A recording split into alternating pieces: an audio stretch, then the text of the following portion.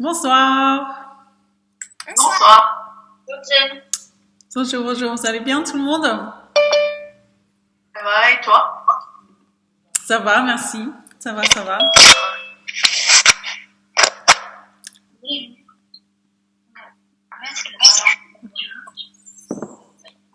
Donc voilà, bienvenue à la séance d'aujourd'hui. Bonjour à celle qui vient d'arriver. Je pense que c'était Agnès, Isabelle la dernière. Bonsoir. Donc voilà, on va faire une séance spéciale aujourd'hui puisque la semaine dernière il y avait des festivités indiennes les plus importantes, j'ai envie de dire, parce que pas hindou, parce qu'ils ont plein de festivals, ça c'est sûr. Il y a toujours de quoi célébrer la vie en fait, on remarque. Plein de tambours, des trucs, de la musique, des gens qui dansent, ça arrive très souvent. Mais il y en a certaines qui sont vraiment plus, qui ressortent par rapport à d'autres. Et donc celui-ci, c'est la nuit de Shiva. C'était jeudi dernier, je crois, ou peut-être vendredi. Donc ça s'appelle Shivaratri. Et pourquoi en parler alors que voilà, c'est quelque chose de plutôt hindou, hein? Et parce que Shiva, c'est pas rien hein, pour nous, les yogis. Hein. C'est un peu l'icône en fait, tous ces dieux indiens, c'est l'icône du yoga en fait. C'est le seigneur du yoga, celui-ci, qui s'appelle Shiva. Donc, qu'est-ce qu'il vient faire là-dedans? On va explorer un petit peu qu'est-ce qu'il représente, parce que c'est de la représentation. Hein, même s'il y a un homme qui a existé qui s'appelle Shiva, etc. Tout ce qui peut être décrit comme mythe, etc. Voilà, il y a toute une mythologie aussi avec. Donc les premières traces, pour vous mettre un petit peu en situation, les premières traces de ce Shiva, ça remonte dans les sculptures à des sculptures qui datent de 10 000 ans avant Jésus-Christ. Donc ça remonte un peu, il est un peu ancien ce personnage. Donc parmi les centaines de dieux indiens, on va aller visiter un petit peu celui-ci qui fait partie des 3 principaux. Et dites-vous que ce dieu du yoga, c'est le dieu de la destruction.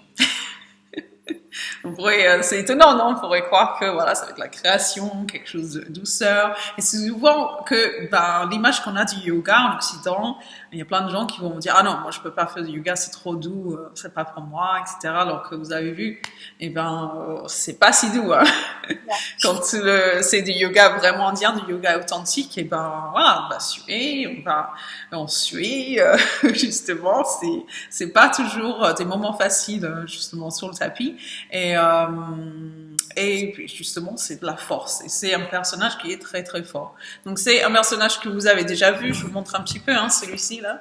Mais c'est juste une représentation. Ça, il est en train de danser et on parlera un petit peu pourquoi il danse tout à l'heure.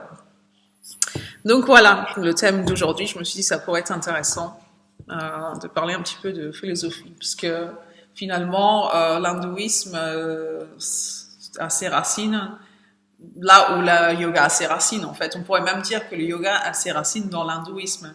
En tout cas, voilà, les Védas, vous en avez sans doute entendu parler, cette philosophie védantique où, la base de la philosophie, c'est que tout est un, en fait. Il y a une grande énergie et que le fait qu'on divise tout, en fait, c'est le mental qui divise tout, hein, qui pense que tout est séparé, que voilà, il y a moi, il y a vous, il y a le noir, le blanc, le froid, le chaud, etc. Enfin, voilà, c'est la dualité, quoi. C'est vraiment basé là-dessus, cette philosophie-là. Alors, je continue à faire rentrer les gens. Salut Stéphanie, ça fait plaisir de te retrouver. Salut Jen, ça fait un moment. Hein. C'est vrai, ouais. J'espère que ça va du coup. Ouais, ça va bien, ouais. Mais je pense que ça va me faire du bien. Ah, chouette. Et puis, bonjour Juliane aussi. Bonsoir. Voilà, avant de commencer la séance, est-ce que je devrais dire maintenant, parce qu'après, on aura la tête dans les nuages pour les événements à venir, et peut-être encore des places pour le yoga, pour le voyage au nord, de ce vendredi après-midi. Je crois que c'est à 16h celui-ci. Et puis, il y a encore des places sur Zoom pour la formation de méditation, BBM, qui veut dire Being Blissful Meditation, si vous voulez. Mais en fait, c'est une appellation anglaise, enfin c'est en anglais, on va dire, parce qu'ils ont décidé à l'ashram, donc à l'institut, de l'appeler comme ça, mais réellement, ça s'appelle chez Shakti Prakriya et vous en avez entendu parler, certains d'entre vous, hein, Corinne par exemple, parce qu'elle a fait cette formation. Et donc voilà, c'est vraiment une ancienne méthode de méditation, un ancien protocole en fait. Donc si ça vous dit, voilà, c'est un grand défi à se donner parce que c'est 40 jours où on médite tous les jours. Si c'est pas cette fois-ci, eh ben je le refais hein, de toute façon plusieurs fois par an, au moins une fois par an en général. Et c'est vraiment l'occasion de emmener les changements dans sa vie qu'on voudrait. Voilà, c'est un défi à se donner au moins une fois dans sa vie. Que je me suis donné déjà aussi hein, pour pouvoir l'enseigner bien sûr, et que je vais me redonner là. Et je t'encourage aussi à le refaire en fait si tu veux, Corinne, comme ça quand on va se retrouver quand ils ont terminé leurs 40 jours. Et ben nous aussi on aura refait nos 40 jours. Ça fera du bien.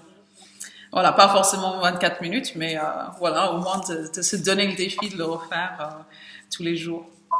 Et puis voilà, bonjour aussi à Nadège et Violaine, ou Violette. Tu me rediras du coup, Nadège, peut-être dans le chat si tu veux, parce que j'ai l'impression que j'ai un problème de mémoire du coup pour le prénom de ta fille. Voilà, mais j'ai l'impression qu'elle n'a pas une bonne connexion, donc je suis pas sûre que tu m'entends du coup, Nadège. Voilà. En tout cas, voilà, on va commencer la séance du coup et voir qu'est-ce qui se passe au niveau de Shiva et comment on peut le trouver cette énergie. Parce que tout est représentation hein, dans ces philosophies-là. C'est très philosophique hein, l'hindouisme finalement. Alors, je suis en train de couper les micros, puis on va y aller. Même si j'aimerais tellement pouvoir les garder et puis d'entendre vos voix pendant le home surtout, parce que quand on va se retrouver à la salle, ça va me faire du bien hein, de ne pas être toute seule à chanter comme ça. Et puis c'est home ensemble, voilà, il n'y a pas de prix, c'est vraiment super agréable. Voilà, on va fermer les yeux et on va se placer tout comme Shiva, hein, c'est-à-dire dans une position de méditation. On va pas se poser aussi longtemps que lui, c'est-à-dire il s'est fait remarquer justement comme ça, c'est-à-dire qu'il s'est posé tellement longtemps qui est cet homme, qu'est-ce qu'il fait, comme c'est possible en fait. Et voilà, 4 mois plus tard, il a ouvert les yeux. Nous, on va pas le faire pendant 4 mois, vous inquiétez pas. On va aller voir comment ça se passe à l'intérieur.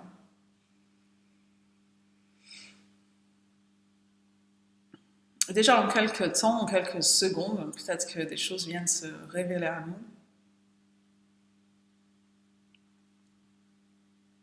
On va aller explorer ce personnage, cette icône-là, qui a son surnom, en fait, qui est ce qui n'est pas, en fait. Parce qu'il représente ce qui n'est pas.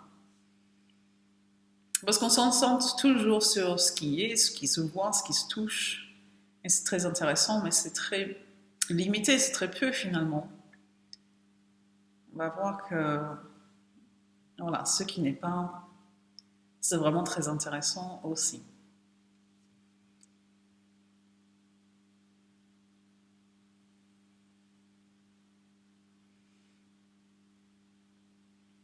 Et déjà, il y a pas mal de milliers d'années, vous avez conscience de ça, que ce qui est, c'est très limité, c'est très peu.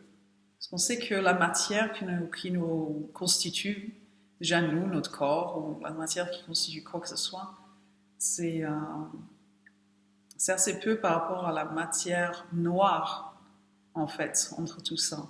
Matière noire qui va représenter 99,8%, si je ne me trompe pas, de voilà, votre corps ou votre tasse de tisane, comme je vu Aline en avait une tout à l'heure. Voilà, votre mur. Voilà, tout est constitué de matière noire. Donc cette masse qui est comme le néant, on pensait que c'était vide avant. Maintenant la science, on voit que c'est pas une matière vide. Et c'est très très récent, hein, toutes ces découvertes au niveau de la science. Mais c'est quelque chose qui était déjà bien exploré par les yogis d'antan. Et on va les suivre dans cette direction-là. C'est peut-être pas pendant 4 mois qu'on se pose pour regarder à l'intérieur. En 4 mois, pas mal de choses peuvent se révéler. Mais ici, déjà en quelques minutes, peut-être 4 minutes, eh bien, des choses vont se révéler également. Déjà, comment votre journée vous laisse, comment l'état est en train de changer perpétuellement.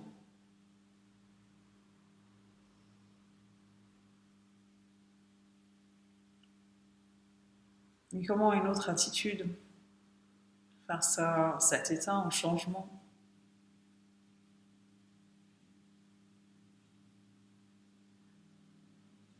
Et nos pensées. Notre tête, où l'on est là-dedans. Est-ce que ça réfléchit à tout va? Ou est-ce que c'est un peu le fouillis? Peut-être bien que c'est la clarté absolue.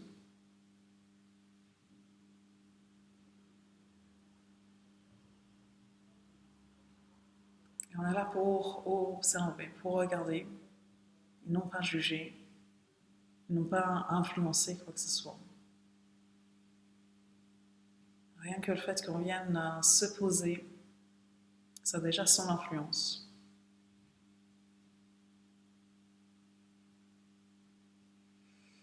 On va prendre une bonne inspiration et relâcher sur l'expiration.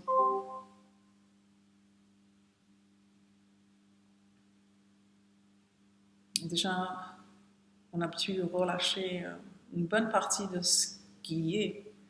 Et on va continuer. Allez-y, notre inspiration. Et dans ce qu'il est là, ce qui est là, eh bien, il y a peut-être du stress accumulé de la journée. Peut-être des choses à relâcher. Donc on va se vider de tout ce qui est inutile, de ce dont on n'a plus besoin. Et puis on peut lever les bras en inspirant cette fois-ci pour ramener ensuite les mains devant le front, devant la gorge et puis devant le cœur. Parce qu'on va commencer avec le mantra Om. Tout simplement à observer qu'est-ce que ça vient apporter ce Om. Allez-y, inspirez.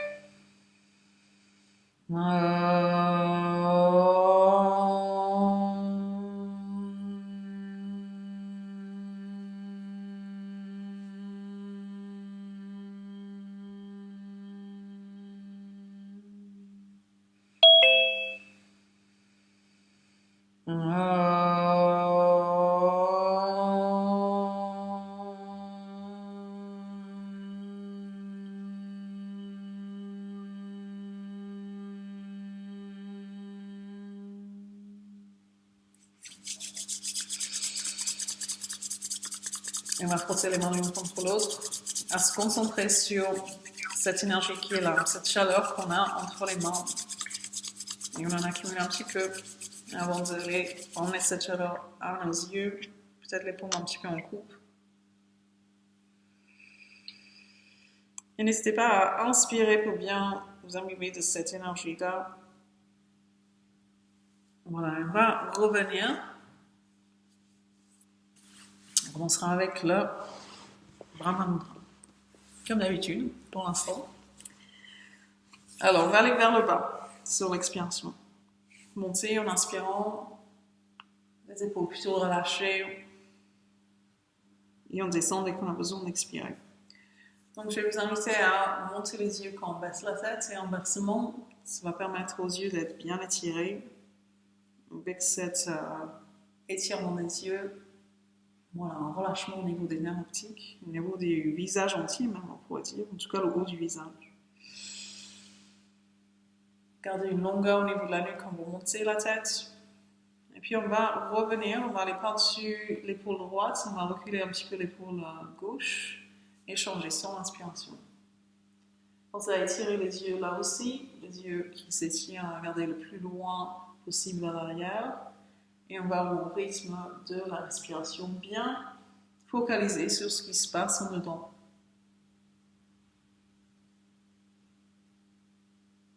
Voilà. On termine, mais on fait autant à droite qu'à gauche. Et ensuite, on va relâcher un peu à droite, un peu à gauche.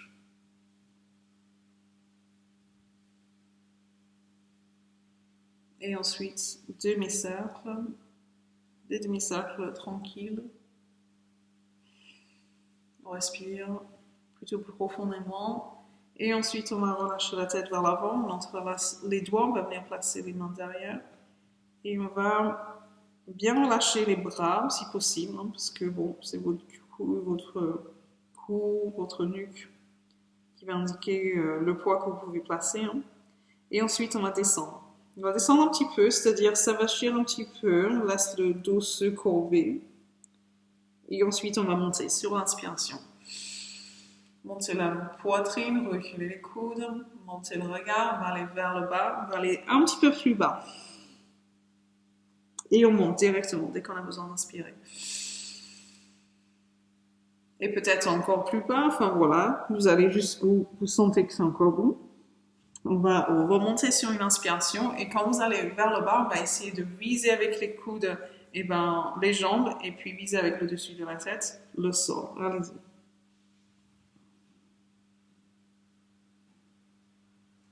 Et on y va. On va remonter. On va monter la poitrine et puis vous respirez et on va aller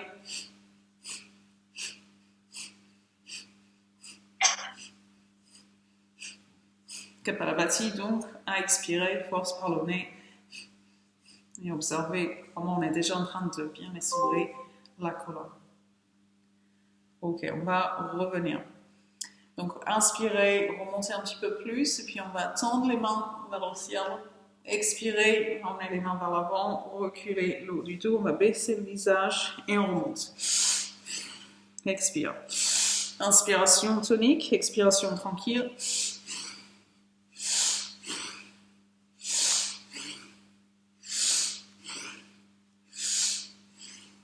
Et ensuite, un mouvement droite-gauche avec le dos bien courbé et on balance à droite et à gauche. Et ensuite, on se recentre, on va revenir, inspiration.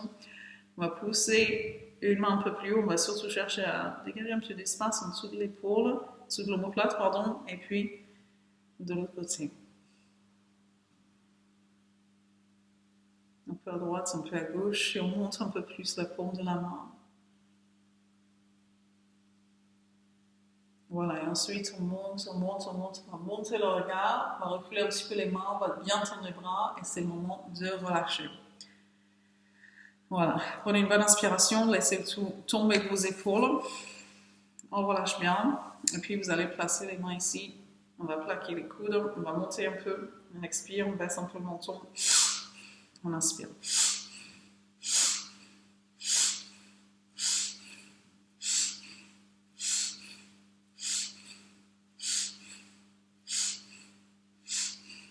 Très bien, vous pouvez relâcher, on va tendre les bras, on va tourner. On va essayer de bien relâcher les épaules. Et puis dans l'autre sens, on tourne aussi. On essaye de faire des grands cercles avec les mains. On inclut un petit peu tous les doigts. Hein. Vous pouvez monter. Essayez de bien allonger la nuque, de relâcher les épaules dans la mesure du possible. Et puis on va dans l'autre sens. On va aller vers l'avant. Changer de sens. Et voilà, bien entrelacé, on va pousser vers l'avant. Encore une fois, on recule, on recule, on recule, on recule. On pousse les mains vers l'avant. On baisse un petit peu la tête. Et dernière fois, on monte, on inspire. Et on relâche. Expiration. Voilà, vous pouvez venir attraper. Voilà. On tire les épaules vers l'avant. On peut relâcher la tête aussi. On va en profiter un petit peu de ce grand câlin, bien serré. Hein. Comme on en reçoit peut-être moins que d'habitude. On a besoin de faire des câlins virtuels du coup. On va placer l'autre bras par-dessus. Et puis voilà, là aussi on courbe le dos, on va relâcher un petit peu la tête, on tire les épaules vers le bas. Un petit mouvement droite-gauche, voilà, pour bien vous laisser choyer dans ce grand câlin. Et ça y est, on va revenir rouler les épaules. On va venir entrelacer les doigts derrière, rouler les épaules pour bien monter le sternum. Et puis on va aller vers l'avant sur l'expiration, à monter les mains. Inspiration, on se penche vers l'avant, on laisse les mains monter le plus haut possible, on revient sur l'inspiration. On y retourne.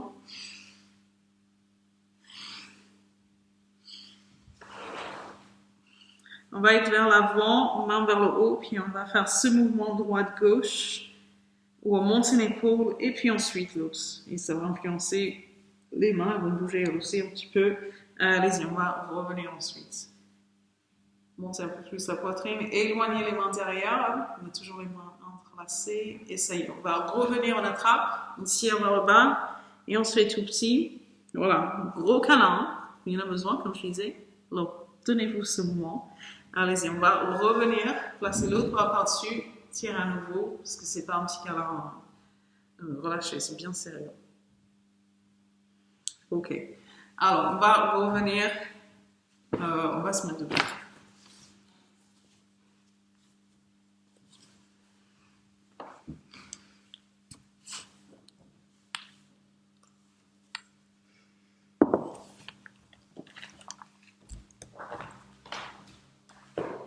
Alors, on aura besoin d'un petit peu d'espace entre les pieds. On va descendre comme ça. Et puis, on va se placer par-dessus la jambe droite, descendre le genou. Peut-être que ça touche le sol, peut-être pas pour l'instant, mais en tout cas, on va essayer de faire en sorte qu'on est entièrement penché par-dessus le genou droit. Donc, on sent que le ventre est écrasé sur la cuisse. Donc, on est déjà en train de donner un bon massage à notre système digestif. Et puis, on va aller faire la même chose de l'autre côté. Voilà, respirez, cherchez à bien relâcher, c'est un bon exercice pour les hanches aussi, parce qu'on sait que voilà, le talon n'est pas au sol, mais il est en train de se diriger vers le sol, ça étire aussi le tendon d'Achille derrière, et puis on va alterner entre les deux.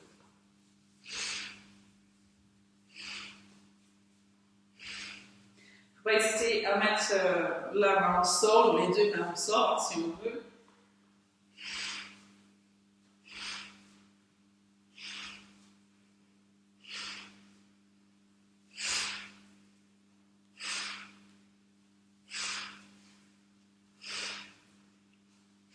Autant à droite qu'à gauche, on va terminer par la gauche et ensuite on va revenir au centre. Donc maintenant on a les bras qui sont bien plus bas par les épaules, on va essayer de descendre, de se faire le dos bien courbé, on tend les bras vers l'avant et puis ça y est, on va ramener les mains pour tendre les jambes et puis on balance le haut du corps, on va aller par-dessus la jambe droite, levez le bras, voilà, levez le bras, c'est mieux comme ça. Et puis on va aller par-dessus la jambe gauche. Et levez le bras là aussi. Ok, on relâche et on reste. Sans faire de mouvement, on va remonter le bras, mais tendre le bras dans cette direction, on relâcher. Même chose de ce côté. Ok, relâchez. Et puis maintenant, vous balancez les mains entre les jambes. On ne va pas rester beaucoup longtemps, ou plus de temps, pardon, à faire ça. Ça y est, on va relâcher. Et les jambes, remonter. Et puis, ça y est, c'est le moment de commencer un petit peu la posture de Shiva. On va visiter Shiva, donc on va l'explorer un petit peu, ce personnage. On va commencer par Nataraja parce que vous le connaissez. Celui-ci, ça vous dit quelque chose. Voilà, vous connaissez bien celui-là. Et donc, on va commencer sur la jambe gauche. Je vais faire dans l'autre sens. Donc, on va bien s'ancrer sur la jambe gauche. On va faire cette version-ci, donc on vient chercher le pied. Oui, je suis sortie de mon tapis parce que sinon il y a moins d'équilibre. Donc on va chercher le pied ou la cheville et la main, on va passer paume vers le ciel, main en chine et le coude va être un petit peu plié dans celui-ci. Donc on va déjà placer le regard sur le point d'appui visuel, ça va nous aider à garder l'équilibre. On va monter la poitrine un petit peu, le sternum, rétroverser le bassin. C'est important d'allonger les lombaires. On est déjà en train de reculer un petit peu le genou. Et de reculer légèrement l'épaule. Légèrement. Alors, allez-y, inspire Inspirez, expirez. Et on y va. On va monter le pied, on va se pencher légèrement vers l'avant. Et puis, voilà, on reste dans la posture. Notez qu'on n'est pas en train de laisser reculer l'épaule comme ça, même si l'épaule recule, on essaye d'avoir le buste vers l'avant. Voilà, on respire bien, on monte le pied le plus haut possible. Éloignez le genou derrière. Éloignez le genou, tirez le genou vers l'arrière. Et peut-être tendez le bras vers l'avant si vous souhaitez. Il peut être entièrement tordu si vous voulez, mais normalement il y a un petit pli au niveau du coude. Allez-y, on va relâcher. On va secouer un petit peu les deux jambes. Et puis vous pouvez venir chercher cette même jambe droite et faire le Adho Parvanuttasana, demi-posture. On est toujours sur la même jambe, donc ça continue à bien travailler au niveau des... Voilà, à sculpter la jambe, bien renforcer ces muscles-là. On écrase, et on relâche. Et puis, voilà, ça va faire du bien de venir se passer sur l'autre jambe et faire la contre-posture. On vient chercher le pied ou la cheville. On vient placer le regard sur le point d'appui visuel. On vient placer le chin mudra, c'est-à-dire la main avec paume tournée vers le ciel, pousser l'index un peu au contact. On va reculer le genou déjà. Et puis allonger les lombaires. Inspirez. Et puis expirez. On va y aller. N'hésitez pas à plier un petit peu la jambe d'appui pour éviter de pousser le genou vers l'arrière. Montez le genou, mais essayez de vraiment étirer tout l'avant de votre torse. Et de surtout monter un peu la poitrine, bomber le torse. Reculez légèrement l'épaule droite, ça va l'étirer, mais on essaye de garder le buste bien tourné vers l'avant, pas tourné sur le côté. Relevez légèrement le menton, et puis ça y est, c'est le moment de revenir.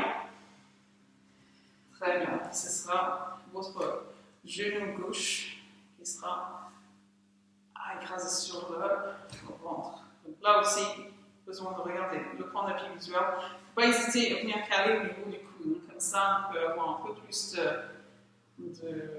voilà, d'écrasement, enfin, de force pour écraser plutôt. Allez-y, on va secouer. Donc c'est une posture, celle-ci, que vous connaissez plutôt bien. Et les autres, j'ai essayé de penser à toutes les postures de Shiva que je connais, bien sûr. Et donc celle-ci qu'on va faire, en fait, s'appelle Tandava Asana, c'est-à-dire c'est le nom de la danse qu'il a fait, qui a créé tout ce qu'on voit, en fait. C'est Vibhang, bon. C'est la représentation de Vibhang, sauf que c'est représenté en danse classique indienne, et on retrouve ces poses-là, qui sont les poses de yoga, en fait, qui sont des postures de danse. Et donc la première qu'on va faire aujourd'hui, on va faire sur la jambe gauche. Ça va bien travailler les jambes aujourd'hui, les fesses. Donc voilà, vous êtes sur la jambe gauche et on sera comme ça. Donc voilà, vos mains dans ce mudra, on a juste les mains qui sont plates, on va dire. Donc on vient jusqu'au bout des doigts, on les place un petit peu derrière la tête, on va reculer les coudes et puis bomber le torse. On monte le sternum et puis on va plier la jambe. Et là, je remonte le pied est flex, derrière, on va se pencher vers l'avant, le visage va rester droit vers l'avant, on va respirer. Essayez de bien monter ce pied, on sent que ça va bien les fessiers. On peut monter légèrement le menton si on veut, et allez-y, on va relâcher. Donc vous allez revenir à Parvanuttasana. On est toujours sur la jambe gauche, on vient chercher la jambe droite, on va plier la jambe gauche en fait, pour regarder votre point d'appui visuel, parce que sinon vous allez faire un Parvanuttasana comme moi à sauter sur la jambe. Et voilà, on va vraiment chercher à mettre la force, à rapprocher, et bien plier la jambe d'appui, on peut se pencher un petit peu vers l'arrière, et ça y est, on va sortir. Secouez un petit peu tout ça, sentez, déjà on commence à sentir un petit peu d'énergie qui circule là-dedans. On va refaire la même chose de l'autre côté. Donc voilà, les coudes, on va bien les reculer, on va monter le sternum, et puis on y va sur l'inspiration. On va monter ce pied flex. On va se pencher un petit peu vers l'avant, montons les jambes relevées. Et Corinne, tu peux ramener un petit peu plus ton pied vers les fesses, on va dire. Voilà, pied bien en pointe.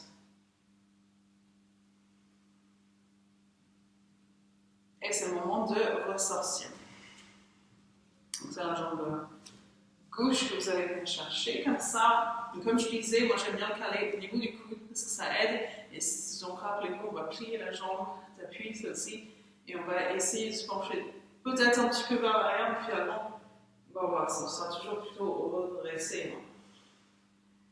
Voilà, appuyez bien, penchez un peu vers l'arrière et ça y est, on va sortir de la posture. Alors, la posture d'après. Donc, si je vous montre comment elle va être, je vais essayer d'y aller sur la bonne jambe. Voilà, ce sera celle-ci. On va être comme ça, dans la posture. En fait, sur la première posture, ouais, on va être comme ça. Donc, ça sera la jambe droite qui va être ici. On va être en torsion. Donc, c'est le coude opposé qui va venir toucher le coude comme ça. On est toujours en tronc gras. La main qui va être ici et l'autre qui va être derrière. On va essayer de vraiment reculer l'épaule en fait. Donc voilà, on vient placer le pied. Il n'est pas obligé d'être sur le genou, mais ça va aider. Hein, s'il est sur le genou qui est un petit peu plié, on vient placer le coude ici.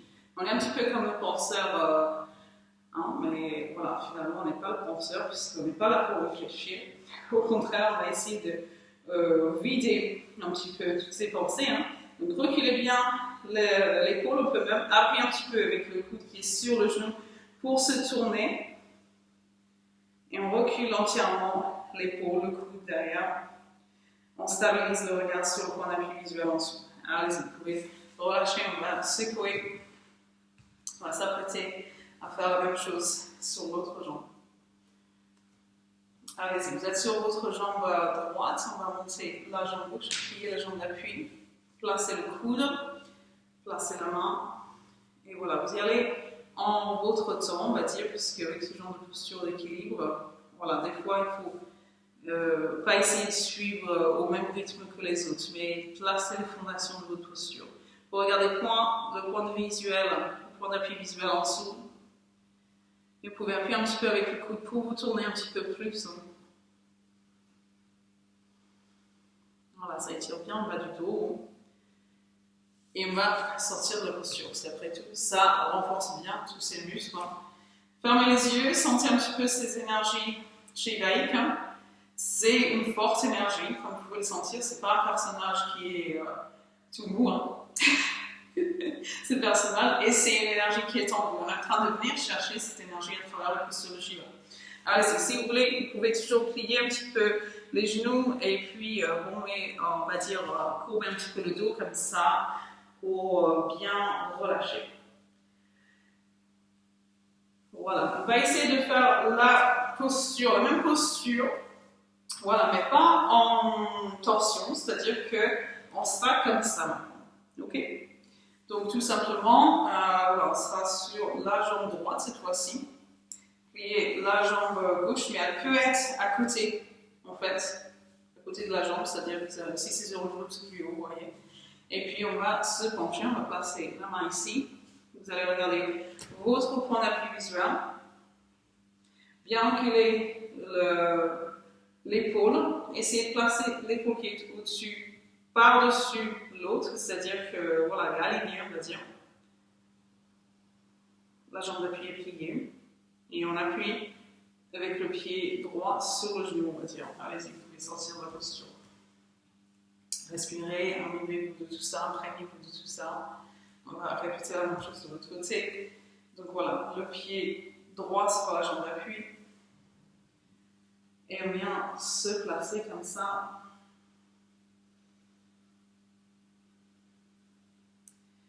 Et voilà, on va reculer un petit peu l'épaule droite.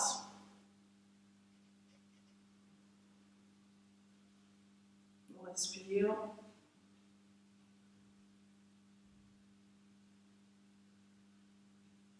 Et puis on va revenir. Secouer. Voilà, je lance un petit peu l'écran, pardon. Et puis on va revenir à exactement la même posture en essayant d'ajouter la cerise sur le gâteau qui sera 2. Une fois qu'on est dans la posture, comme ça, hop, on va essayer de monter le talon le plus haut possible. Vous voyez, ce qui va faire qu'on est obligé de baisser un petit peu le coude. En fait. Ou alors d'avoir, voyez, ça sera encore mieux, d'avoir le pied qui n'est pas sur le genou, il va être plus bas. Comme ça, en fait, ce sera plus simple en fait, pour monter le talon. Donc allons-y, on va être sur la jambe gauche. On va venir placer le pied à l'intérieur du genou, mais appuyer un petit peu dessus. Et puis on se penche, on stabilise le regard encore une fois. On va venir placer la main ici derrière, on recule bien l'épaule, le coude, etc. Puis si on se sent assez stable pour y aller, ben voilà, on va y aller tranquillement. Et même si c'est juste quelques instants, c'est déjà pas mal, parce que c'est une posture, voilà, pas forcément facile. Donc, toutes ces postures qui, voilà, créent, on va dire, la danse, si c'était lié, ce serait une très belle danse classique indienne. Alors, on va faire la même chose de l'autre côté. Et voilà, on place le pied à peu près au même niveau que le genou. On vient placer la main ici, toujours en dessous du bras, l'autre ici. On place le regard sur le on appuie plusieurs. Et on monte un peu le talon. On rentre un petit peu le ventre.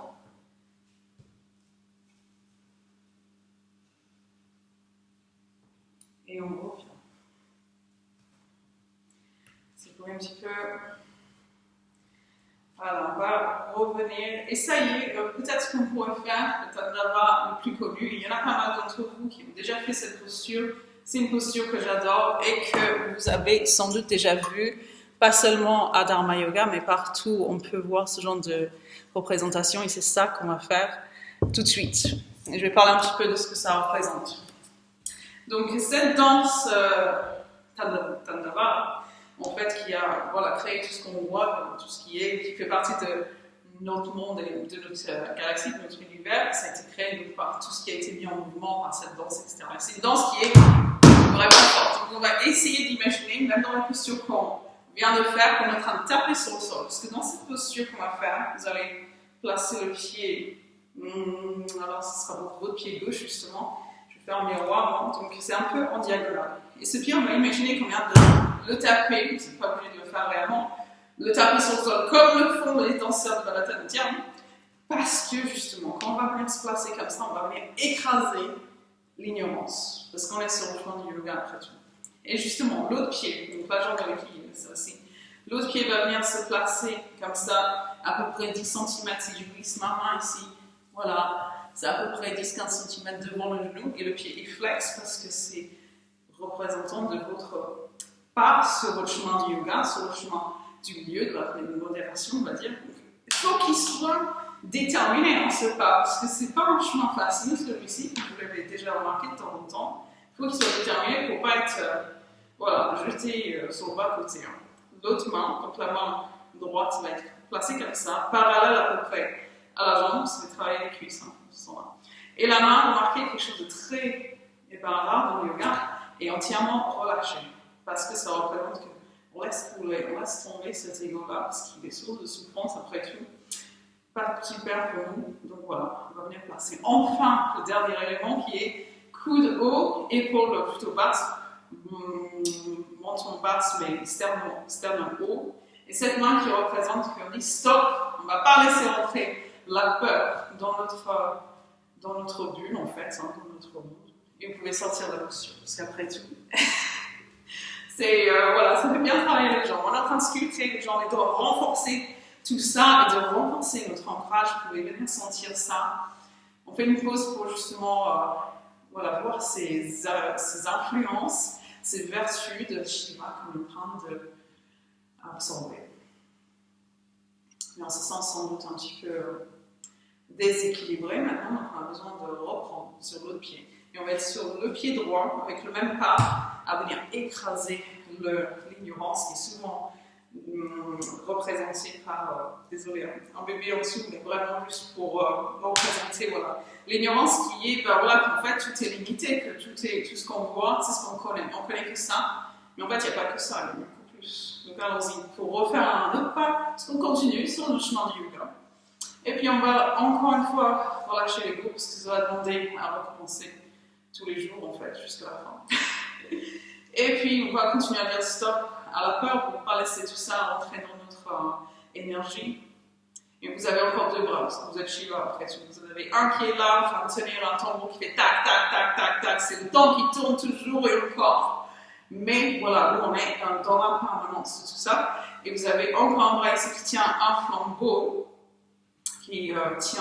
pour que vous puissiez voir ce chemin. Parce que quand vous conduisez la nuit, ne voyez pas loin, vous ne voyez pas à 20 km. C'est un peu comme ça dans la vie, c'est-à-dire qu'on croit peut-être savoir, peut-être voir loin, mais c'est une illusion en fait. On peut seulement voir ce qui est ici, peut-être un tout petit peu devant nous, ce qui va se passer dans 20 minutes peut-être, mais pas ce qui va se passer dans 20 ans. Allez-y, vous pouvez relâcher tout ça.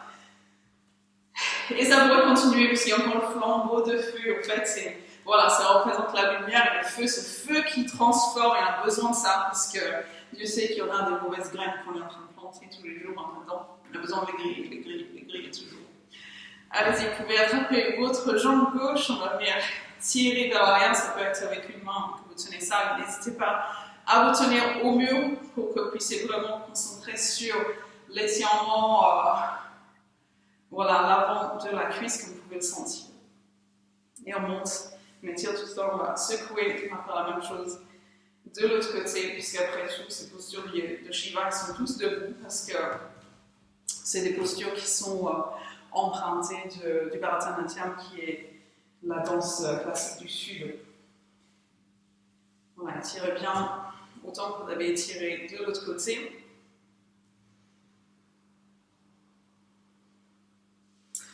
Et puis voilà, vous pouvez secouer.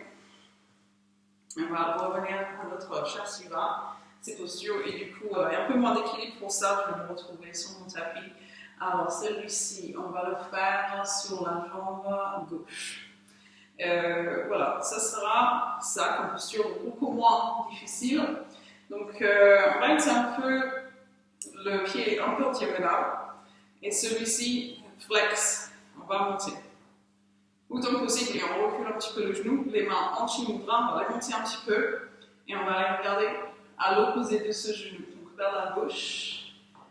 Vous respirez, vous sentez que votre périnée est en train d'être travaillé, en train d'être renforcé, ça va nous donner déjà un peu plus d'affirmation de soi, un peu plus de confiance, comme ce Shiva qui jamais se fera marcher sur le pied, vous avez vu, ce personnage il est très fort, même s'il est tout à fait dans la compassion et la douceur.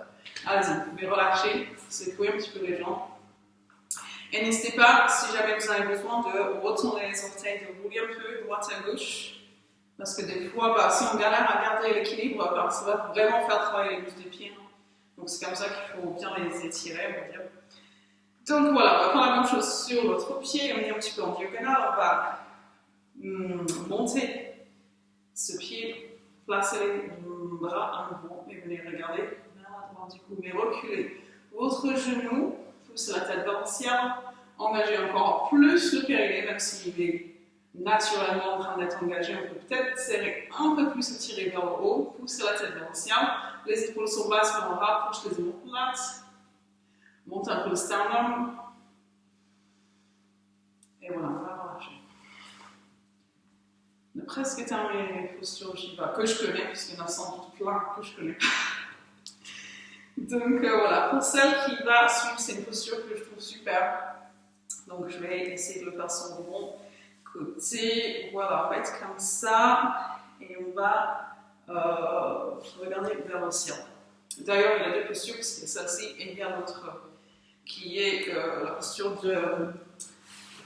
inversée, on va dire.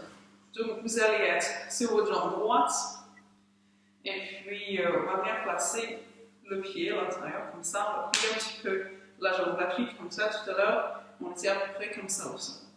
Et puis, la main, tout le monde va être à l'intérieur du genou, l'autre, on va monter pour qu'on soit à peu près sur la même ligne, on va se pencher un petit peu en laissant le bassin vers la droite. Voilà, pose bien ta respiration du coup. Et puis on regarde vers le haut, si on se sent assez stable, pour tourner le regard. Et peut-être tourner le visage aussi. Pensez à reculer le genou avec la main, à monter cette main qui est au-dessus, et allez-y, vous pouvez sortir. N'hésitez pas à rouler les orteils, hein, comme je vous disais tout à l'heure. On va faire la même chose de l'autre côté du coup. On va être sur le pied gauche, on va placer le pied, on va plier légèrement, on va plier un petit peu et placer la main droite dans le genou, on va monter pour avoir l'autre main dans l'alignement, on va dire. Voilà, vous pouvez reculer un petit peu le genou avec la main qui est devant le genou. Et ce genre de posture, on peut même le faire avec le pied qui est au sol, en fait. Hein. On ne veut pas le placer trop haut.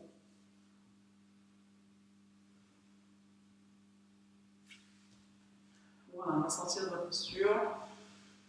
Prends l'instant pour inspirer tout ça et pour expirer tout ce qui est en train de sortir, tout ce qu'on est en train de débloquer. Mais sans doute, je pense que vous êtes en train de faire l'expérience de cette énergie de Shiva que vous avez en vous. Vous êtes en train de réveiller cette chaleur, cette force, quelque chose de vraiment puissant. Et donc, on va revenir. Comme je vous disais, il y a la posture inversée qui va être à peu près la même chose. Donc, ne montez pas le pied le plus haut possible. En fait, il est plutôt vers le genou, il peut être sur le mollet, en fait, même, ou il peut être à côté. En fait, on va l'avoir vers l'avant, parce que, justement, c'est la même posture, sauf qu'on monte. Donc, notez que je ne suis pas forcément sur le genou, ça peut être le pied à l'intérieur. En fait, il n'y a plus dans le vide, hein, il y a l'intérieur du genou. Vous voyez, touche le genou, mais pas dessus. Donc, on est sur la jambe gauche, la jambe droite pliée. On va placer la main devant en se penchant. On peut aussi placer le pied sur le genou, mais le genou est plié. Rappelez-vous, et puis on monte l'autre main, on respire, on regarde le point d'appui visuel.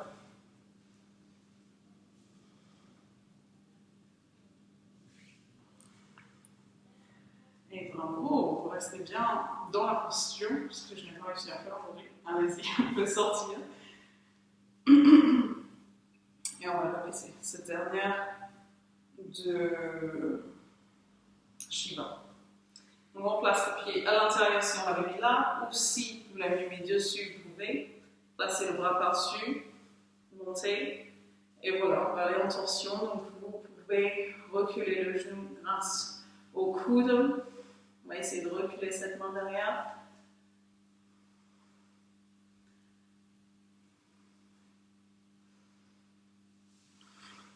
Et on sortira de la posture. Ne vous inquiétez pas, pour tout ce qu'on vient de travailler, on va l'étirer maintenant. Mais avant, eh bien, vous pouvez venir faire comme on a fait tout à l'heure, c'est-à-dire qu'on va bien étirer les quadriceps. Voilà, peut-être faire ça plusieurs fois de chaque côté.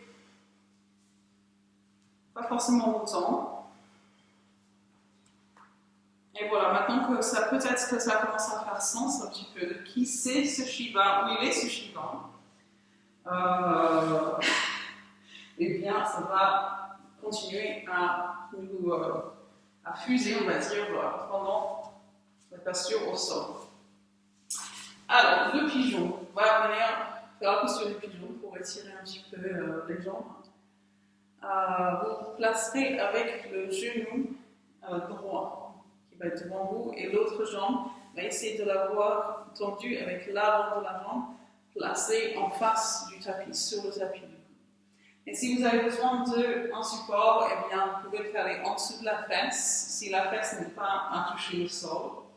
Et on va rester un petit peu ici quelques instants, quelques respirations.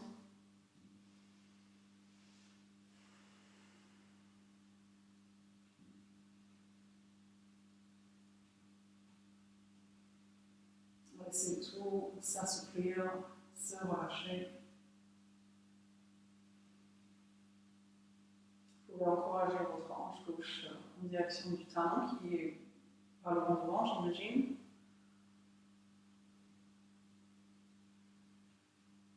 Restez avec votre souffle, vous voyez comment ça se passe à l'intérieur. Est-ce qu'il y a de la retenue qui n'est pas physique justement? Est-ce qu'on pourrait faire quelque chose avec ça?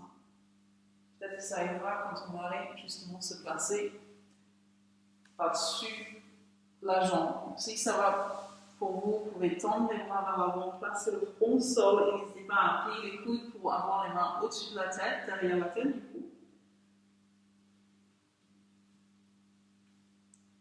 Et d'avancer les coudes. Et cette posture qui est, voilà, on est plutôt prosternée, ça va nous aider justement à faire comme on faisait tout à l'heure, hein, sur un asana, c'est-à-dire la main qui était entièrement relâchée, un flop. Ce qui n'arrive pas souvent dans le yoga parce qu'on est toujours énergisé jusqu'au bout des doigts. Et bien voilà, on sent que dans cette posture prosternée, là aussi, on peut expirer notre ego. On peut le déposer à la terre, en fait, elle puisse en faire ce qu'elle veut, mais ça ne nous aide pas forcément à trouver l'équilibre. Quand l'ego, il est bien rigide et bien déterminé, c'est là où il vient se cogner sur l'ego des autres. Et c'est aussi pour ça que je me suis dit que c'était intéressant de faire le cours aujourd'hui sur Shiva, parce que ça va dans la continuité de notre sujet. En ce moment, on parle de comment c'est possible de venir trouver l'équilibre et l'harmonie en dedans, quand c'est pas possible de le trouver en dehors. C'est toujours possible de le trouver en dedans. Et c'est le moment de sortir de la posture, parce que voilà, si on reste trop dedans, c'est pas forcément facile de trouver le confort. Et on va juste ajouter la cerise sur le gâteau qui sera peut-être, si vous le souhaitez, si le corps le souhaite, de venir chercher ce pied derrière. Donc si c'est pas le pied, ça peut être le pantalon. Si on arrive à juste attraper le pantalon, c'est déjà bien. On va essayer quand même d'avoir le genou qui est face au sol et pas face sur le côté, on va dire. Il ne faut pas hésiter à le remettre.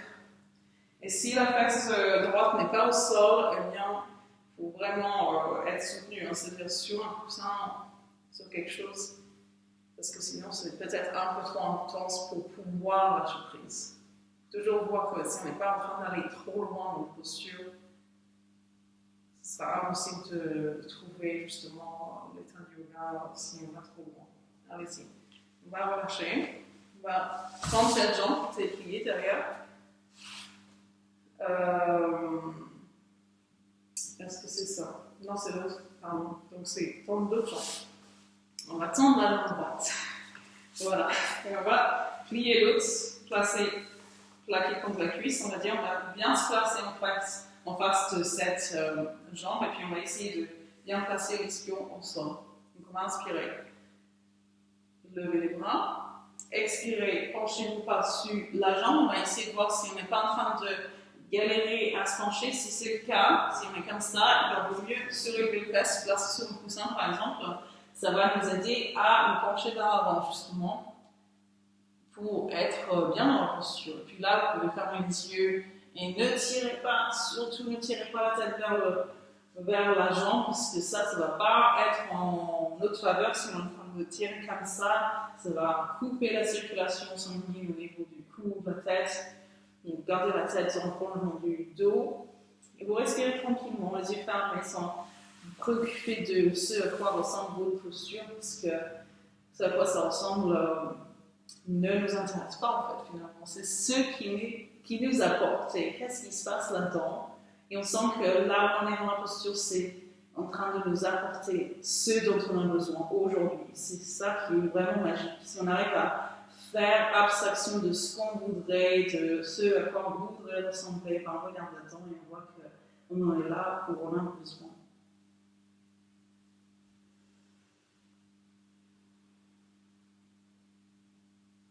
Et vous pouvez remonter. On va venir attraper le genou posé avec le genou avec la main posée et se mettre bien en face de cette jambe. On recule un petit peu l'épaule gauche. Inspirez, levez le bras gauche. Expirez, gardez la main sur ce genou puisqu'on va venir se pencher, puisqu'on est bien agrippé sur le genou. On ne va pas tomber, donc on peut entièrement relâcher le poids du corps en fait. On va utiliser le poids du haut du corps pour venir étirer. Ça va permettre de mieux respirer tout ça puisqu'on étire les muscles intercostaux ici. On va agrandir l'espace de respiration au niveau de la cage thoracique.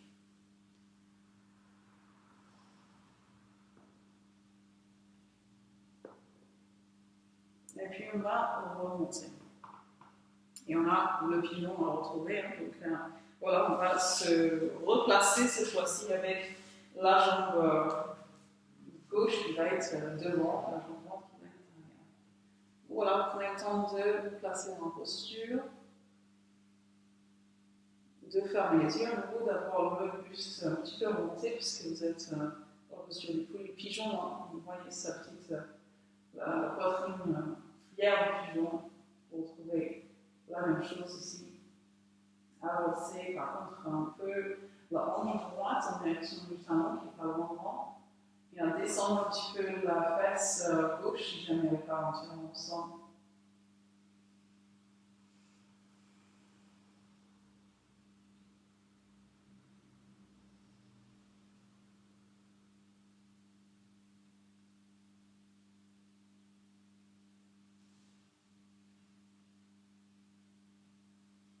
Voilà, vous pouvez redescendre, se placer, tendre les bras.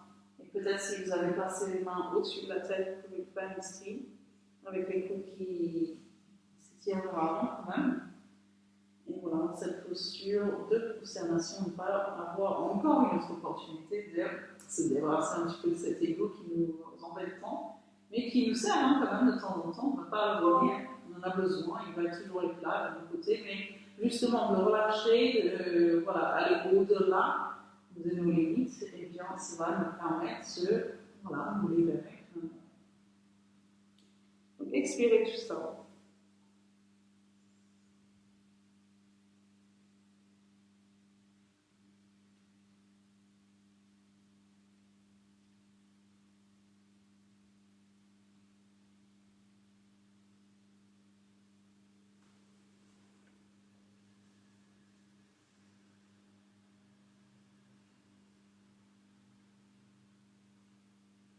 Voilà, c'est le moment de remonter là, dans la partie où on va venir chercher le pied derrière qui nous attend. Voilà, on l'attrape et on rapproche le pied de la fesse. On va continuer à être un peu tourné vers l'avant, ne pas trop laisser reculer la hanche. En fait, on avance cette hanche droite. Voilà, on force toujours pour ouvrir. On respire.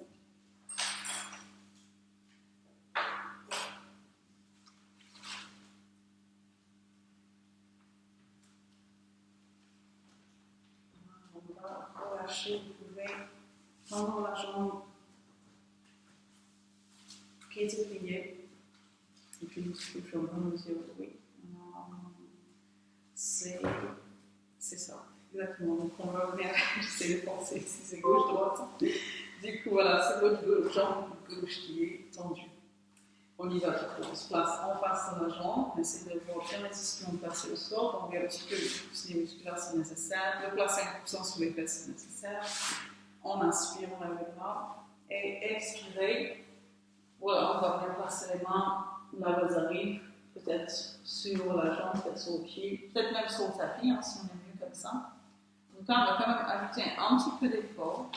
C'est-à-dire que tout à l'heure, je parlais de relâchement. On est dans le relâchement, mais voilà, on va chercher la zone d'étirement. On n'est pas dans la zone de douleur, mais on n'est pas non plus dans une zone entièrement de douceur. Il y a quelques efforts à faire ici.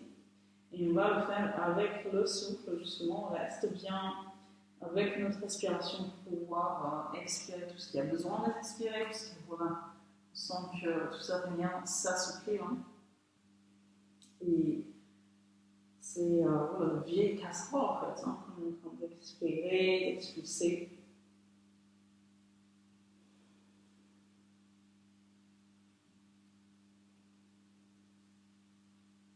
Et c'est le moment de remonter.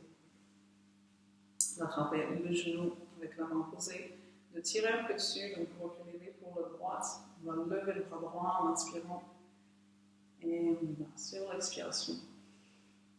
Comme je disais, on peut se permettre d'entièrement se relâcher puisqu'on a le bras qui est là, qui tient.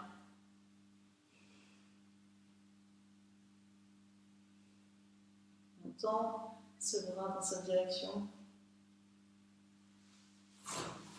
On avance un petit peu l'épaule qui est en dessous, on recule celle qui est au-dessus.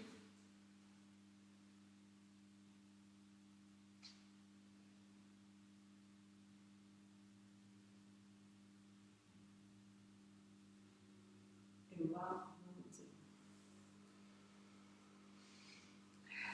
Voilà. Donc, tout à l'heure, je vous parlais du fait que vous avez passé 4 mois comme ça, les yeux fermés. Du coup, ça avait attiré un petit peu l'attention, mais la plupart des gens n'ont pas attendu. Il y a 7 hommes, les Saptarishi, donc les 7 hommes qui ont attendu pour dire qu'est-ce qui va se passer, qu'est-ce qu'il va nous dire, ce qu'il a vu en fait pendant ces 4 mois à regarder à l'intérieur. Donc ces 7 hommes ont ensuite répondu du yoga à travers l'Inde. Et il y en a un qui essayait toujours d'être espionné quand Shiva leur parlait de ce qu'il avait vu à l'intérieur. Il était en train de transmettre le yoga à ses 7 premiers élèves du yoga. Pendant ce temps-là, il y avait un poisson en fait qui espionnait pour pouvoir devenir lui aussi maître de son monde intérieur. Donc on va faire la posture de celui-ci qui s'appelle Matsyendra Asana. Donc on va être avec la jambe gauche en dessous, c'est une posture que vous connaissez bien, parce que pour vous donner un petit peu la couleur de la mythologie derrière. Et donc voilà, on place ce pied soit de l'autre côté du genou ou à l'intérieur, voilà, c'est ce qui va être le mieux pour vous. Et puis cette main, soit comme ça, c'est-à-dire le coude carrément. Si on peut le coller de l'autre côté, c'est bien, sinon ça peut être dans cette direction, mais en tout cas on va essayer d'emmener la cuisse, de plaquer ici. Sinon, la main peut être vers le haut. Il y en a qui ont mis vos pieds avec le bras haut. Donc, allez-y, vous pouvez peut-être caler ici. Et puis voilà, cette main va aller un peu loin derrière, ça va être à peu près 1 centimètre derrière. On va essayer d'agrandir, d'inspirer et de se tourner vers la droite. C'est une posture que vous connaissez bien, Matsyendra Asana. Et c'est Matsyendra, l'homme qui est devenu en fait ce poisson ensuite. Voilà, pour des raisons que j'oublie encore, mais bon, il y a un Dieu qui lui a donné le droit de devenir homme, ils lui ont pardonné pour les avoir espionnés, pour savoir ses secrets du yoga. Poussez la tête vers le ciel, reculez bien l'épaule, tirez un petit peu sur le sol, et puis voilà, ça va être le moment de relâcher les bras, de revenir sur l'expiration, d'aller entièrement de l'autre côté. Allez-y, juste un instant, mais allez-y, tournez le ventre avant, et on revient. Et souvent, je vois que vous n'avez pas envie de revenir, mais ne vous inquiétez pas, on va répéter de l'autre côté. Voilà, on change de jambe. On place, on a vraiment les fesses qui sont au sol, le pied est juste à côté de la fesse. Et comme je disais, ce pied il peut être là, mais il peut être là aussi. Qu'est-ce qui va déterminer, c'est comment sont placées vos hanches, parce que si on a une qui est plus haute que l'autre, ça ne va pas être une super façon d'aller en tension. Il faut que le dos il soit droit en gros. Voilà, si on a placé la main comme ça, c'est très bien. Si on a placé comme ça, c'est très bien aussi.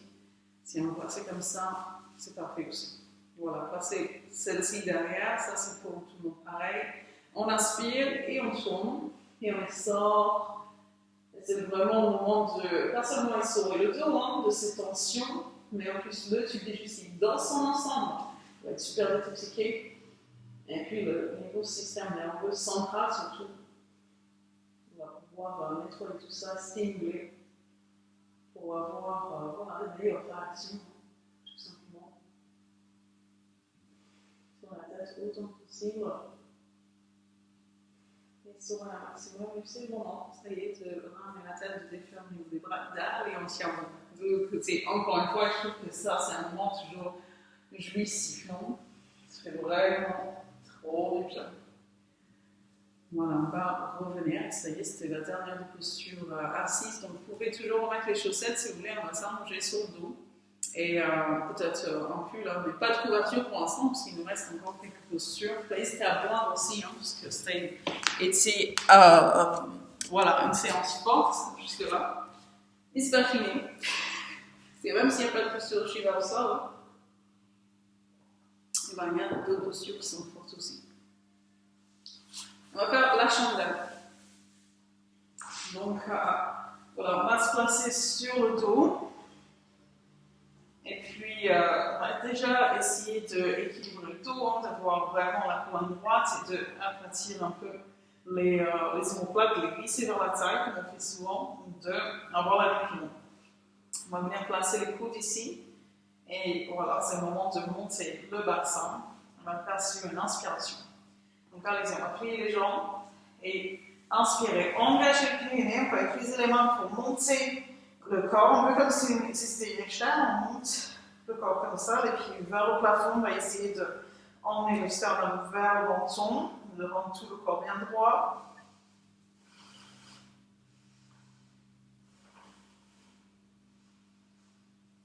on respire, on tient en posture. Comme vous pouvez le voir, ça utilise pas mal de muscles.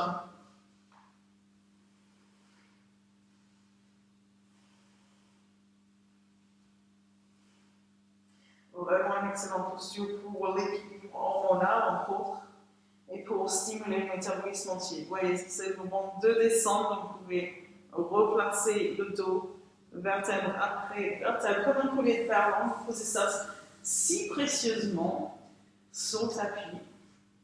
Et puis, on va essayer de emmener les pieds le plus haut possible vers l'aile, on va dire, et de placer les plantes de pieds ensemble, parce que les genoux vont aller en direction du sol. On va aller faire la posture, une posture hybride, de Bathyasana, on en a parlé tout à l'heure, de ce fameux poisson espion. Donc voilà, on va monter le nombril, pour ça on va appuyer sur les coudes, allez-y. Quand on est dos, appuyer sur les coudes, on peut replacer la tête au sol, on va respirer ici, pour la posture du poisson. Donc si vous trouvez ça pas forcément super agréable, pensez à Dr Romana, mon maître de Paramana, qui passer des heures comme ça dans cette posture. Dieu sait comment, parce que c'est pas la posture du premier choix. Voilà, sentez que ça étire tout l'avant de votre colonne. On va appuyer sur les coudes pour ressortir de la posture, ramener l'arrière du crâne sur le tapis. Et puis voilà, on peut plier les jambes, les ramener pour Pavanamuttasana. Allez-y, écrasez vos jambes sur le ventre, comme vous savez si bien le faire, c'est bien cette posture. Tout à l'heure, on a fait la posture debout, demi-posture.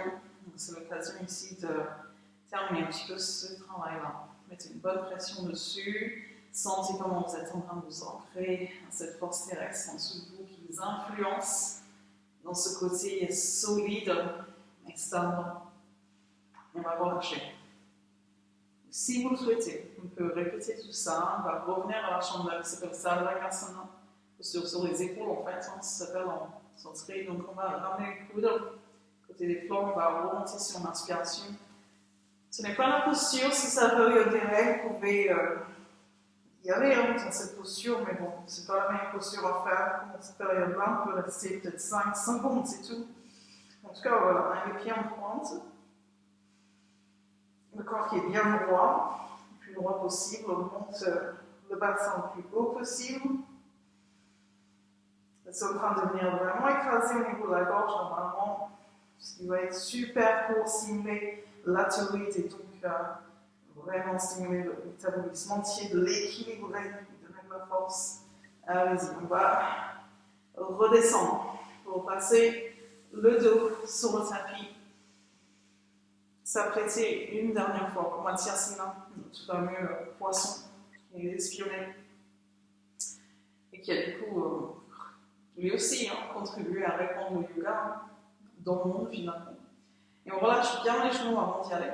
Vous pouvez rapprocher un petit peu les coudes puisqu'on a appuyé sur les coudes pour remonter le nombril, le camp et tout. Allez-y, inspiration, on y va. Et voilà, on va chercher à bien relâcher. Là aussi, on stimule la thyroïde et c'est vraiment important de stimuler dans un sens et dans l'autre pour l'équilibrer.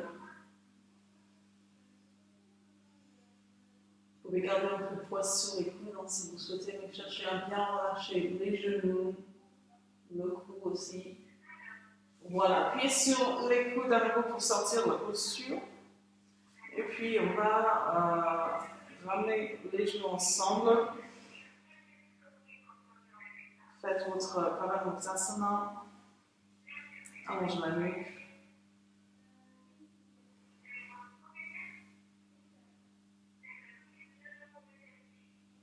Voilà, vous allez vous rouler à droite et à gauche un petit peu, soulagez pas du tout.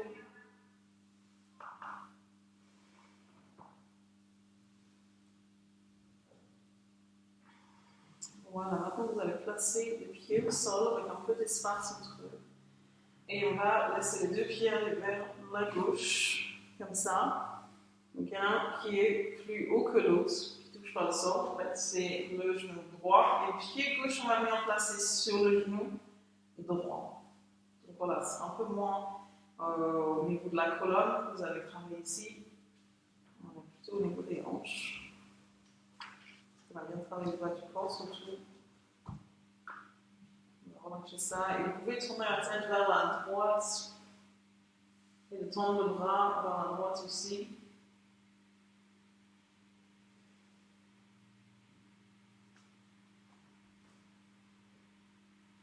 Ok, vous pouvez revenir. On va répéter la même chose de l'autre côté. On se recentre. On laisse les jambes aller vers la droite, le pied droit sur le genou gauche. Et je vais ajouter du poids. Ça va étirer tout ça. On peut tendre le bras gauche du coup et tourner la tête vers la gauche. Respirez.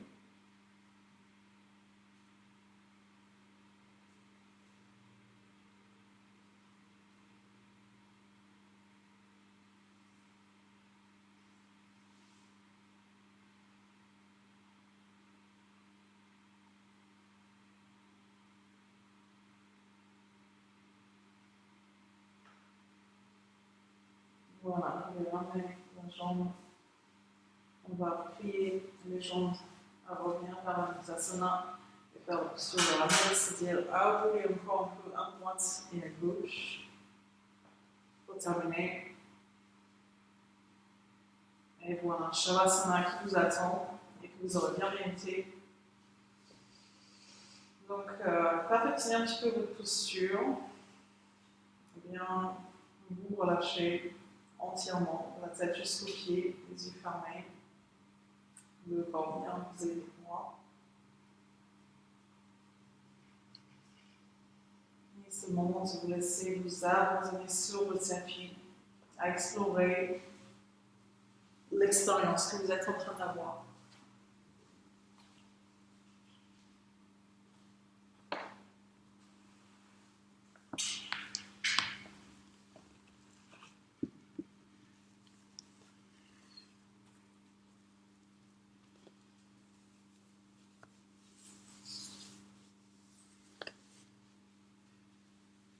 Et sans doute, vous pouvez sentir cette forte énergie, cette chaleur, cette énergie de Shiva qui est en train de venir apporter les transformations nécessaires pour nous emmener vers un état d'être très agréable, très signifiant.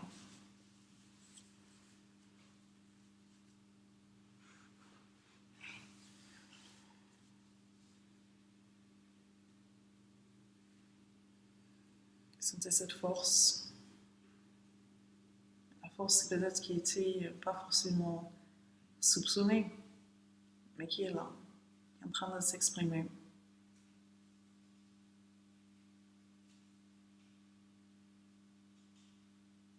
Laissez-la agir. Sans doute vous pouvez sentir cette énergie agir sur le corps entier.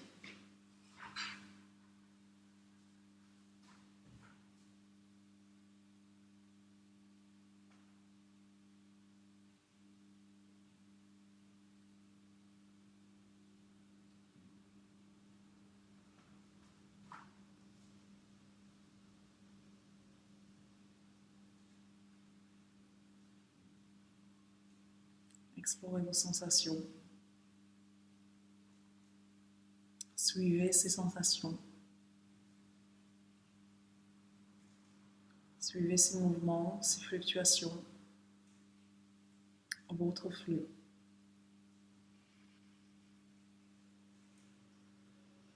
Votre joie.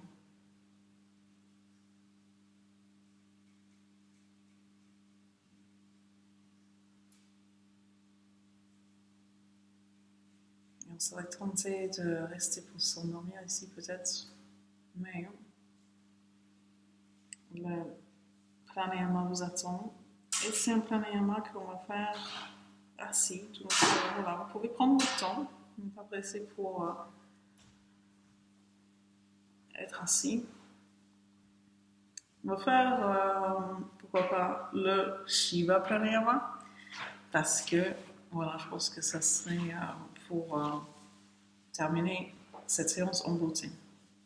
Donc le Shiva Pranayama, on va avoir une inspiration en Ujjayi. Donc je vous rappelle, le Ujjayi, c'est quand on va trouver cette position un petit peu comme quand on baille, c'est-à-dire que c'est un peu descendu légèrement, on va avoir besoin de décoller les mâchoires. Hein.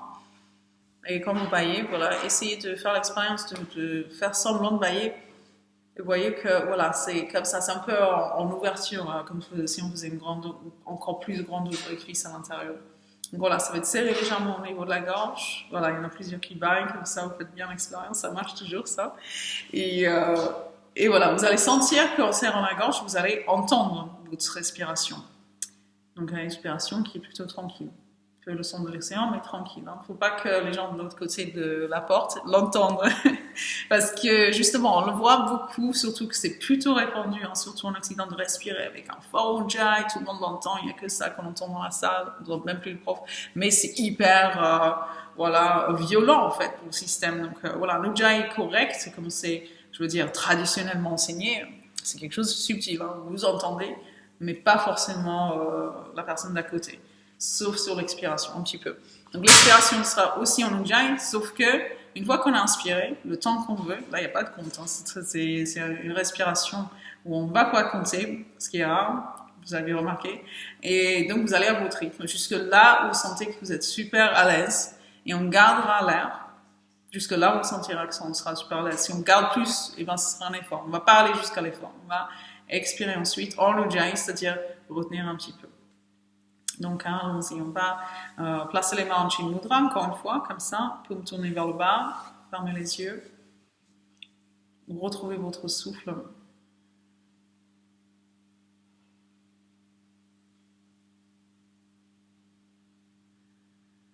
Commencez à serrer légèrement.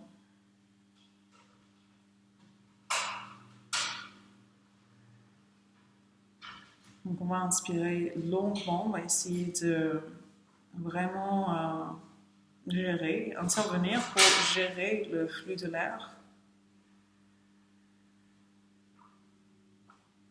Et une fois que les poumons sont pleins, vous restez poumons pleins tranquillement. On a juste fermé la glotte, on a juste suspendu ce flux quelques temps, le temps qui vous convient. Et ensuite, vous expirez en ujjayi. Donc, on va éviter de tout relâcher d'un coup. On va économiser l'air pour aller jusqu'au bout. Pas de suspension poumon vide, on va inspirer directement.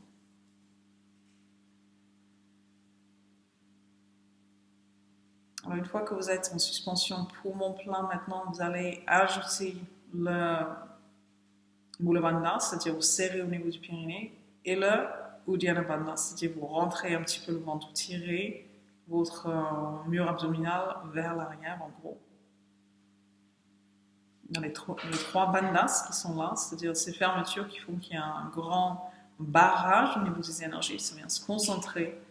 Vous allez sentir que voilà, le corps va vraiment bénéficier de ça, va se régénérer fortement. Donc à chaque fois, vos suspensions poumon plein s'accompagnent de ces trois bandhas.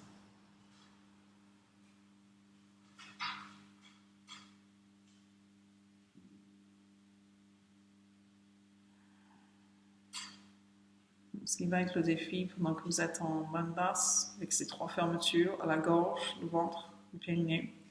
Le défi, ce sera de garder le visage détendu et le corps détendu, à part dans ces trois zones qu'on vient serrer.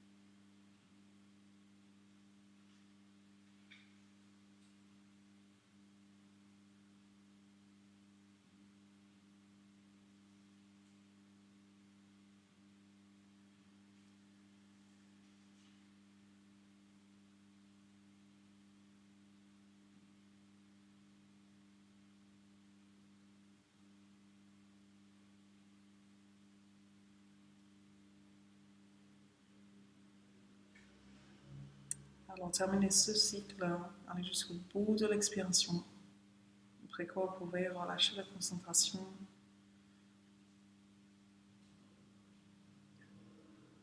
Et peut-être changer de position après un certain temps d'observation. Vous êtes en train de vous imbiber de ces énergies, de cette force, cette chaleur qu'on pouvait sentir, sans avoir besoin de lever un doigt. Vous voyez tout ce que vous pouvez faire à l'intérieur de vous. Donc, si vous souhaitez vous allonger pour cette méditation, vous pouvez le faire, c'est le moment.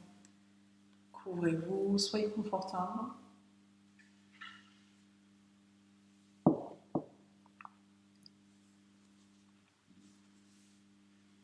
Et pour tourner vers le haut de préférence, et avec peut-être le Gyana Mudra, c'est-à-dire comme Shuddha Mudra, mais tourner vers le haut.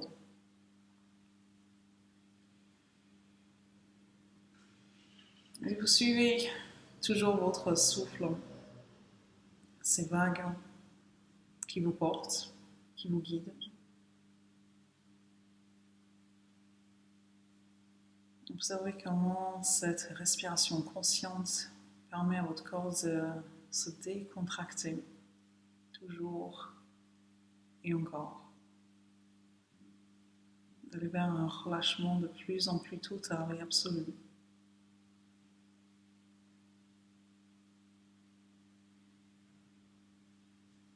On va utiliser aujourd'hui un mantra.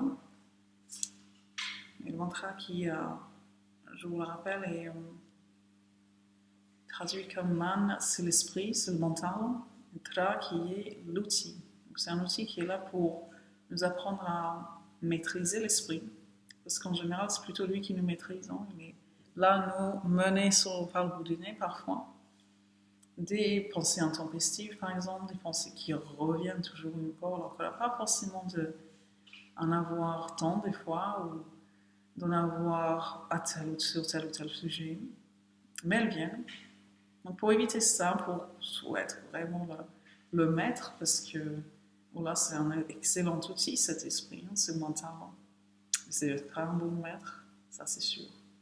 On va utiliser ce mantra qui va être aujourd'hui Shivoham. Shivo, ce mot-là va être répété sur l'inspiration.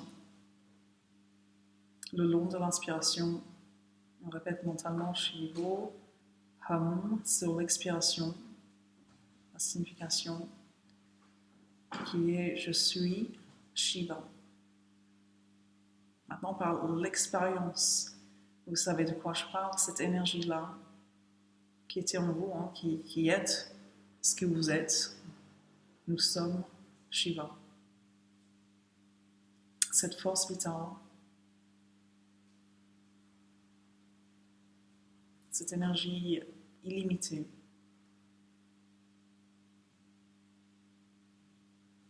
Et ce personnage, ce dieu du yoga, eh bien, voilà, il a ce surnom, comme je disais, qui est celui qui n'est pas. Il représente ce qui n'est pas. Et ce qui n'est pas, c'est bien plus vaste que ce qui est. Ça, on le sait aujourd'hui par la science. Assez récemment, on a découvert la matière noire, qui représente, comme je disais, 99,8%, si je ne me trompe pas, de tout ce qui est matière. Donc, tout objet, toute masse est composée de matière, oui, d'énergie, ça on le sait, mais aussi de matière noire, un petit peu moins bien connue. Hein. On pensait au départ que c'était néant, que c'était vide. Et ensuite, on a découvert que c'était, en effet, pas quelque chose de... Ce n'est pas le néant, ce n'est pas le vide. On est en train de prendre conscience de ça, du fait que nous sommes un tas d'énergie, en fait, un tas d'atomes et de molécules ici posés dans un tas d'atomes et de molécules. Et que l'univers est fait d'atomes et de molécules, d'énergie. Tout est énergie. Et surtout, tout est composé, 99,8%, 80% de cette matière noire.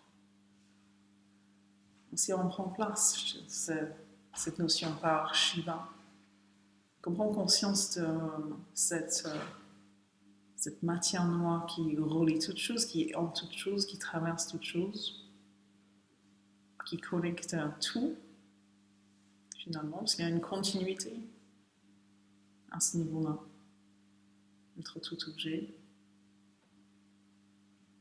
entre toute masse d'énergie. Et on prend conscience de la continuité de tout ça. Shivo Ham, qui continue toujours en inspirant, on répète Shivo, alors on expire sur Ham. Je suis cette énergie infinie, cette conscience infinie. Nous sommes cette énergie.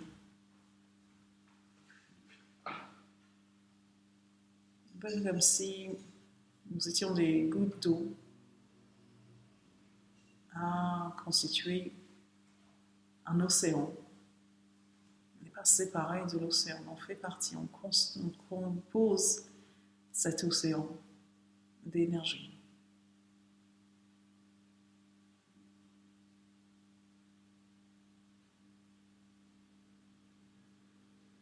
Respirez au gré de ces vagues, au rythme de ces vagues. Vous laissez porter.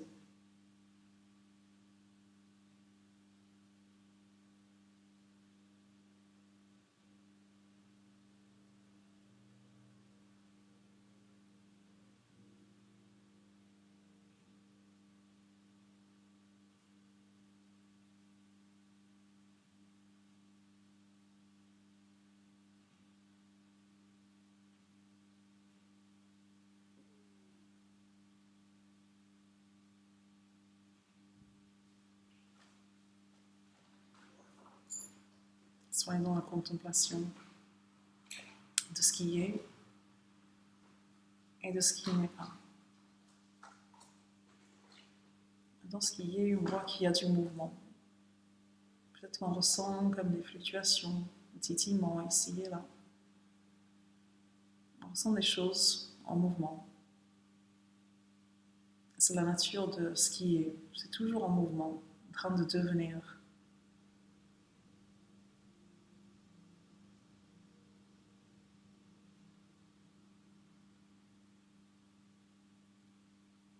En train d'évoluer, en train d'aller vers l'étape d'après. Tout comme ce fameux tambour dont je parlais tout à l'heure qui continue toujours encore. Mais comme on disait, ce qui est, ce qu'on voit, ce qu'on peut toucher, ce qui constitue l'objet de notre focus la plupart du temps, c'est assez infime par rapport à ce qui n'est pas. On va contempler aussi bien ce qui est et ce qui n'est pas. Et dans ce qui n'est pas, on va trouver quelque chose de plus stable.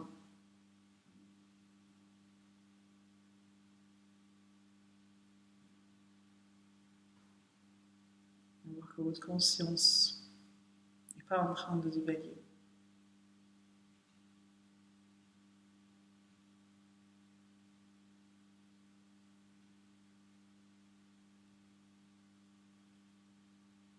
Votre conscience est posée.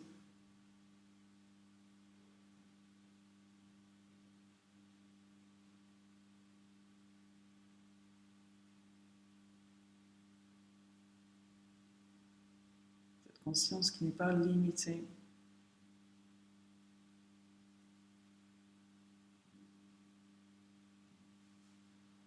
Explorez votre espace.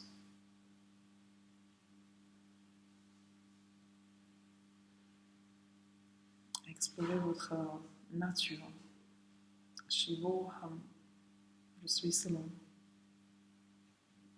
Je suis aussi ce qui n'est pas.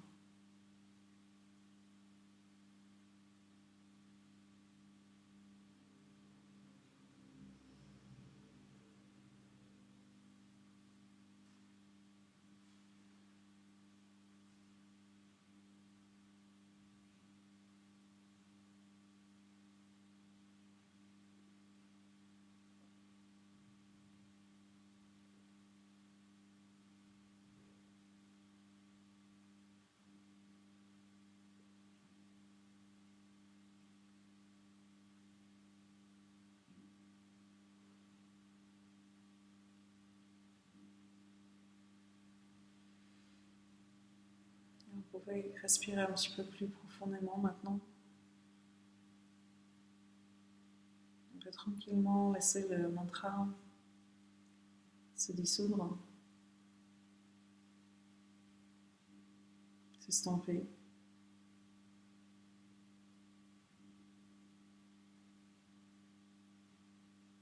Vous pouvez commencer à ramener le mouvement tranquillement.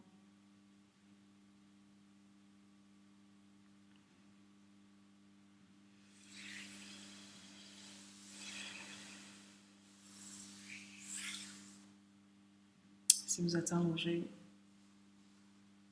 vous pouvez commencer à faire les premiers mouvements pour revenir. Si vous êtes assis, n'hésitez pas à vous étirer un petit peu. Étirer ce qui a besoin d'être étiré.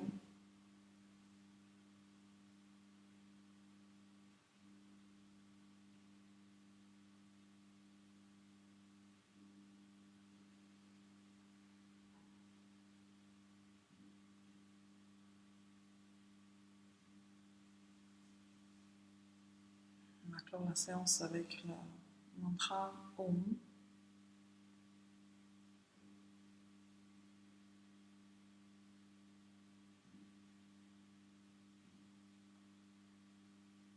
Donc voilà, on va venir s'asseoir, si ce n'est pas déjà fait.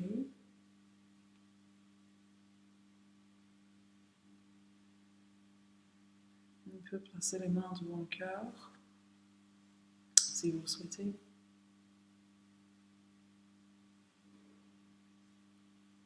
Et allons-y après l'inspiration.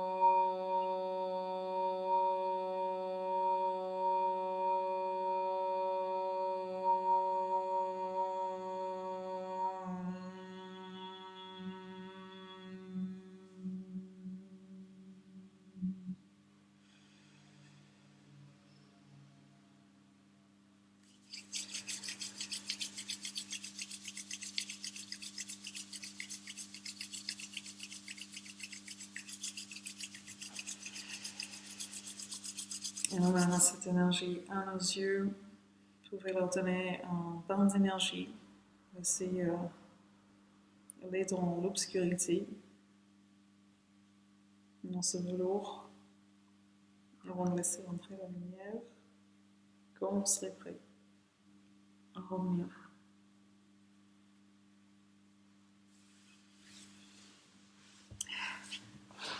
Voilà, merci. J'espère que ça vous aura plu, cette séance et cette énergie de Shiva. Je suis sûre que vous avez voilà, goûté à ça, cette force en vous. Vous êtes venu chercher et ouvrir, laisser exprimer. Et du coup, voilà, c'est de fortes postures, hein, comme vous l'avez senti. Donc voilà, si vous avez envie de continuer à explorer un petit peu ce genre de choses, il ne faut pas hésiter un jour à faire le BBM, comme je vous disais, parce que c'est vraiment dans cette formation-là qu'on explore un petit peu tout ça aussi, hein, pour mieux le comprendre. C'est très difficile de